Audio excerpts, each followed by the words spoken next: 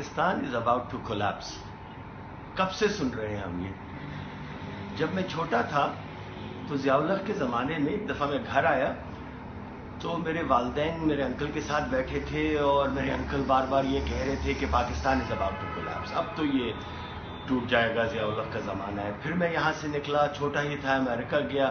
امریکہ میں Rutgers university میں پڑھتا تھا. 1 سال کے لیے میں پاکستان اسٹوڈنٹس ایسوسی ایشن کا پریزیڈنٹ بنا. سارے پاکستانی اسٹوڈنٹس جو وہاں پر تھے مجھے کہنے لگے کہ کیا کر رہے ہیں آپ، کس لیے پاکستان پروموٹ کر رہے ہیں، Pakistan is not going to last, Pakistan is about to collapse. Then اس کے بعد پھر وہاں سے وال اسٹریٹ پہ پہنچے ہم. جب ہم وال اسٹریٹ پہ پہنچے تو وہ تو ظاہر جگہ ہی تھی فائنانس کی، تو وہاں پہ تو مجھے کوئی 10 بلین ریزنز دیے جاتے تھے. پہلے تو وہ سمجھتے ہی نہیں تھے پاکستان ہے کیا. Back in the 80s late 80s Palestine کہتے رہتے تھے. اور then they started to give me on Wall Street sovereign debt calculations, GDP calculations, GNP calculations, isolation rate from the world.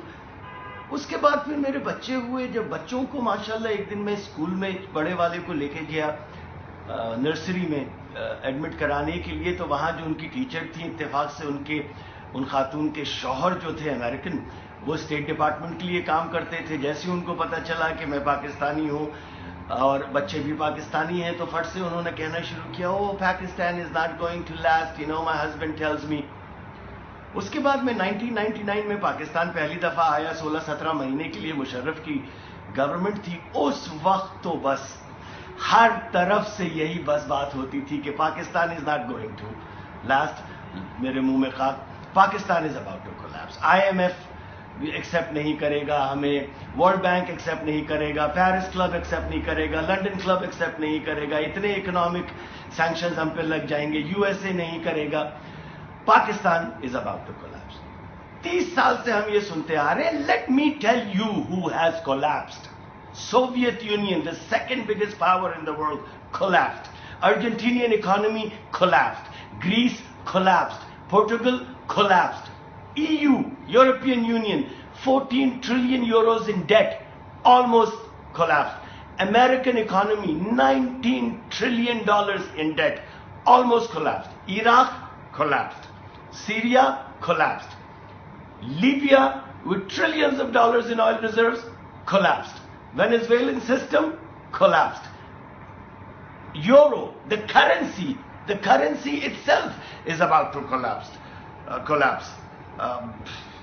Zimbabwe collapsed. Congo had the best diamond reserves, it collapsed.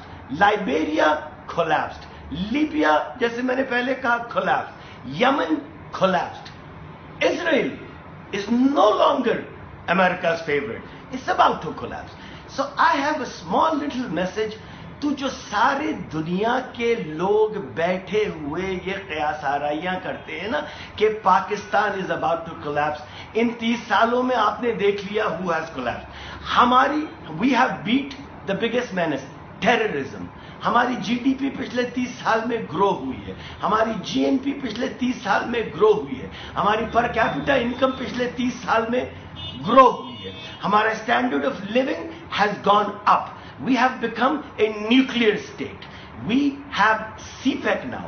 So to all the people who are waiting for Pakistan to collapse, آپ اور میں آئیں گے چلے جائیں گے, ہمارے بچے آئیں گے چلے جائیں گے, ہمارے گرینڈ چلڈرن آئیں گے چلے جائیں گے. Pakistan is here to stay. Create a positive attitude about Pakistan. اس لیے کہ پاکستان میں سب میں زیادہ محب الوطن لوگ رہتے ہیں. ہمارے یہاں پرابلمز ہیں, مگر آپ جب دوسرے ممالک میں رہ کر آئیں گے تو آپ کو اپنے پرابلمز کا پتہ چلے گا کہ پرابلمز وہاں پر بھی ہیں. اس Pakistanis are positive minded people, محب الوطن قوم ہیں ہم, اور Pakistan is never going to collapse. ہمارا ریٹ شاید تھوڑا سا گروتھ کا سلو رہا ہو بنسبت دوسرے ممالک کے, مگر Pakistan is not going to collapse. Pakistan is going to stay here. Why? Because Pakistanis are a very resilient nation. We don't give up. Simple. And the best thing a human being can have, towards his country is a positive attitude कि I love my country and I am not going to give up. So Pakistan is here to stay and inshallah Pakistan will grow. Pakistan Zindabad.